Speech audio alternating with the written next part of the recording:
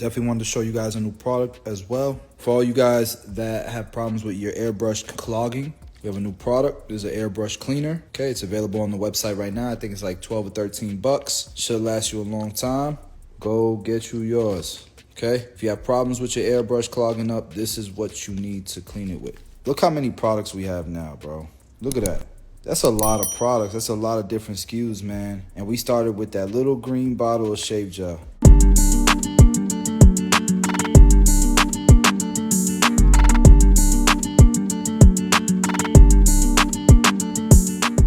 .245 clipper would be legendary. I agree, man. With everything going on in pie accounting, do they differ much? Bro, there's nothing out there like it. Go show your accountant what pie accounting does and ask him to match our price. But you still ain't gonna have the .245 team in your corner, man. Like, we know this industry and we know a lot of the loopholes, and I'm trying to help. Our mission is to help barbers get wealthy. It's not just to do your books. It's to help you get wealthy, bro. That's our mission. There's no other accounting firm who has a mission to help their clients get wealthy. Fave clippers right now. I still rock with the Babyliss FX. Don't cut like that no more. Any advice for the first time filing taxes as a barber? Bro, get you an accountant, please. Please get you an accountant. You guys understand there are 700 pages of tax law. Only thing that TurboTax or something like that is gonna do for you is get your files taxed. They don't care how much money you're keeping. They don't care if you're filing taxes this year so that you can start building wealth in 2 years. They don't care about none of that. Like, you guys understand that by not investing in an accountant, you're costing yourself millions in your lifetime. Millions in your lifetime. For someone who travels every year to a new city, will your method for six-figure barbers work? That's tough. I'm assuming military. That's why you travel every year to a new city. We've got guys, man, their third month they're doing 10K. You know, I mean, you could redo it every single year. Don't get me wrong. I guess I'm stuck on why you're moving every year. Ways to increase reoccurring clients. Add it to your price list. You know, if you have a client that comes every week, let them know about it. If a client complains that you're getting booked too quick, let them know about it. A lot of people don't even know that's available. What's my main income? YouTube. What's my goal in real estate? Generational wealth, diversification, saving the game. I call it saving the game. Now, I work really hard to help people, and everything that I do there's a mission behind it, there's goals behind it, and it's within my purpose. But I'm able to do much more now because of the resources that I've accumulated throughout the years, right? And everything that I do to try to help the industry to create solutions, there's a risk behind it. You know, you guys don't realize, like, it takes a lot of money to create a product from scratch. Our next product that we're coming out with, it costs millions of dollars to produce this product. I could lose everything. It's a risk like a lot of people wouldn't take. At this point, a lot of people would just be pumping this product out, getting their stuff in Target, in different shelves, just trying to milk the product and make as much money as possible. Go buy, your dream car, your dream house, all that good stuff. At this point, that's what most people would do, but that's boring to me. But here's the thing. It's also very irresponsible if you just keep taking these risks. Just taking your winnings and putting it on black every single time.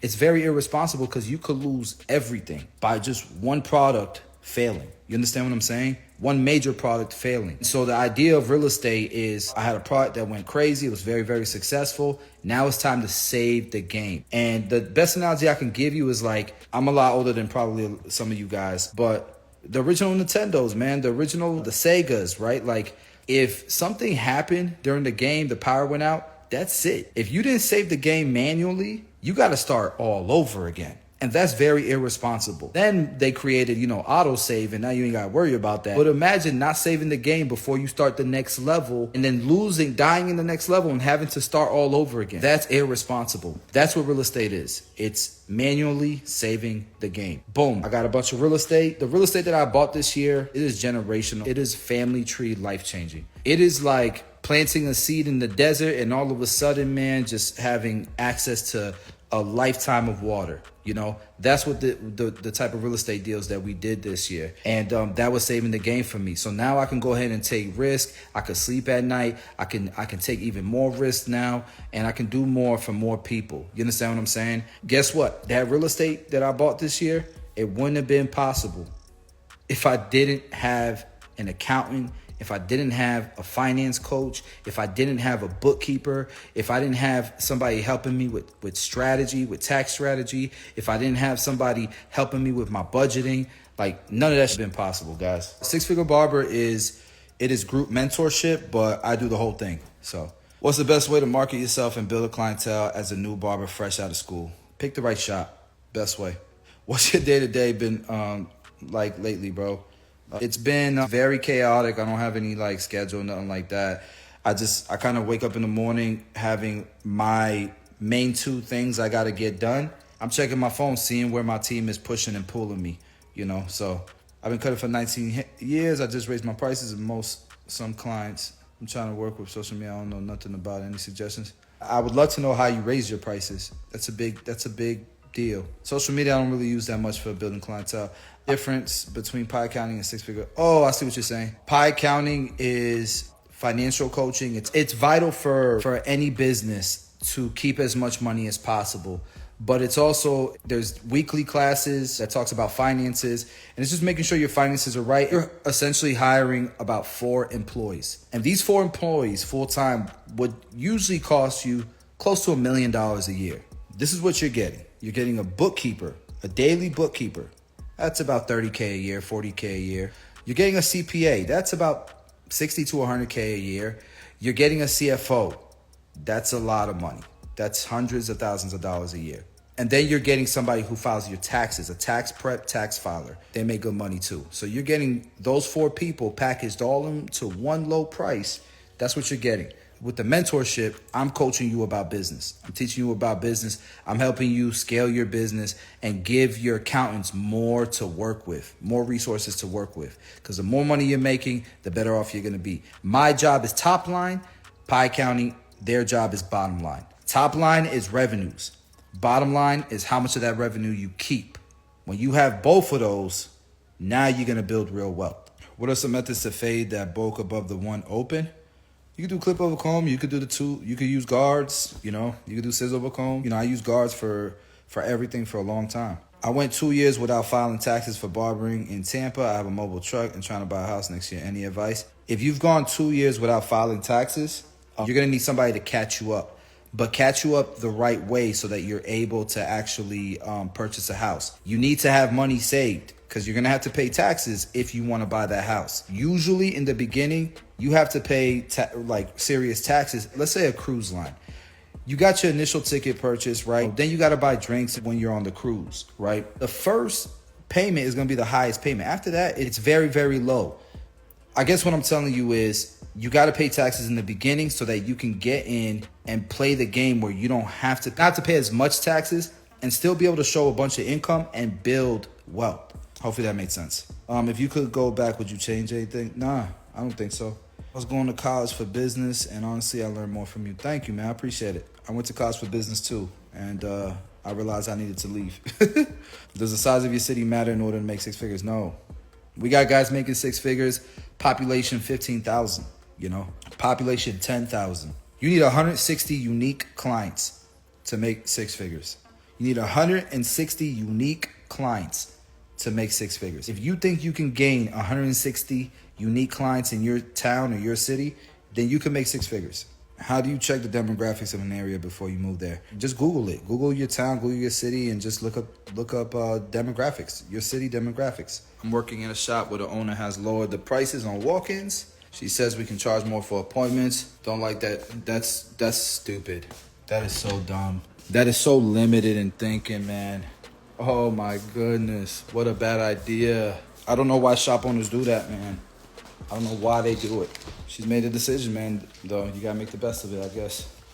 Does debt ever scare you when you first opened your first shop? I didn't have debt when I opened my first shop. I paid cash with all my shops. Not that I'm against debt. I actually like debt a lot.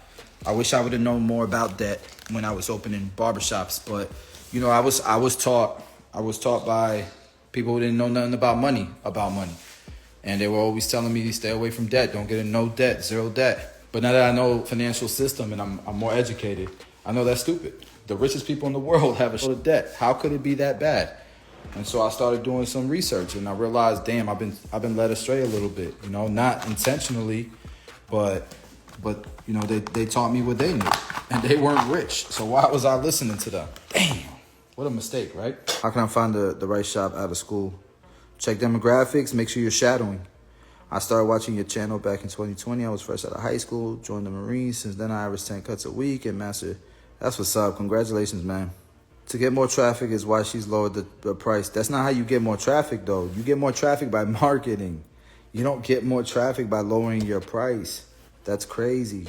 I started off in a studio in my apartment. Now I'm working shop full time. I still cut clients though. Can I register my studio as an LLC even though I'm in the shop? Yeah, you can. You should be able to. I would ask your accountant though. As far as building their clientele and marketing, starting off in school, just the overall business side of barbering, I guess. I would say, you know, as you're trying to build your clientele, also build relationships within the barbering industry as well. You know, that's super important to starting to get your name out there and get an idea of what the culture is like in your city, the barber culture. That way, you know, once you're, if you're involved while you're in school, you'll know who you have better synergy with, you know. A lot of people think cash is king. That isn't bad. It's not, man. Financial education is king. How about that? What resource did you use to boost your financial acumen? Books, podcasts.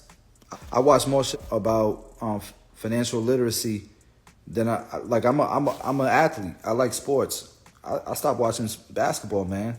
I was so addicted to that topic because I knew how powerful, I knew how much it could do for not just myself but my loved ones.